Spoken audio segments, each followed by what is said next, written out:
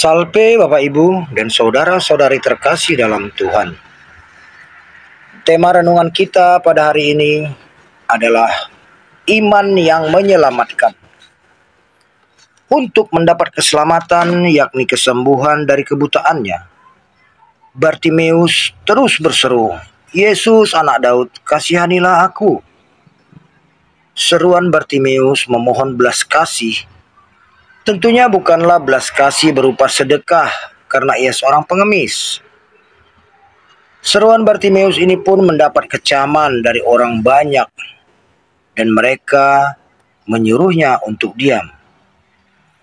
Kecaman dan larangan tidak membuat Bartimeus berhenti, tapi berseru semakin kencang, "Anak Daud, kasihanilah aku."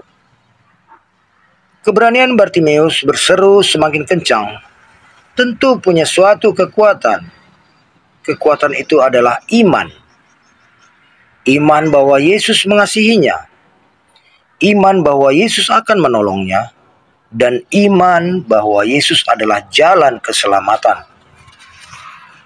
Bapak, Ibu, dan saudara-saudari terkasih, kadangkala kita juga akan bersikap seperti orang banyak yang menganggap Bartimeus tidak layak berseru-seru kepada Yesus. Kerap kita merasa lebih layak dari orang-orang yang kita anggap kecil. Sikap seperti ini adalah sikap kesombongan iman yang tidak disenangi Yesus. Melalui kisah Bartimeus, Yesus menegur kita bahwa Allah memandang iman dalam hati orang, bukan dari penampilan orang itu.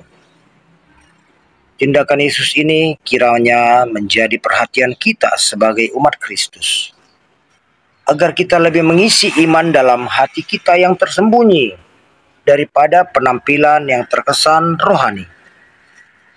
Karena Yesus yang berada di tempat yang tersembunyi akan melihat iman kita yang tersembunyi. Bartimeus juga memberi teladan pada kita bagaimana ia melepas jubahnya untuk menemui Yesus. Jubah adalah pakaian terluar yang selalu tampak lebih indah dari yang di dalam, menurut pandangan dunia. Tapi Bartimeus melepas jubahnya sebagai teladan ketulusan dari lubuk hati yang terdalam untuk menemui Yesus.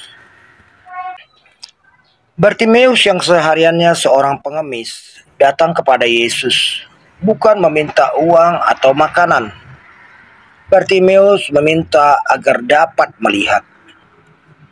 Permintaan Bartimeus ini mengajarkan kepada kita bagaimana indera penglihatan adalah salah satu sumber pengetahuan bagi manusia untuk dapat membedakan yang baik dan yang buruk.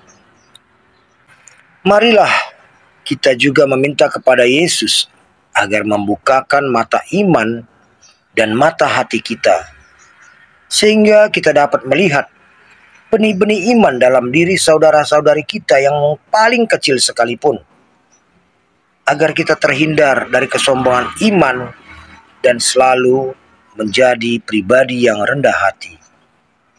Amin. Semoga kita semakin beriman.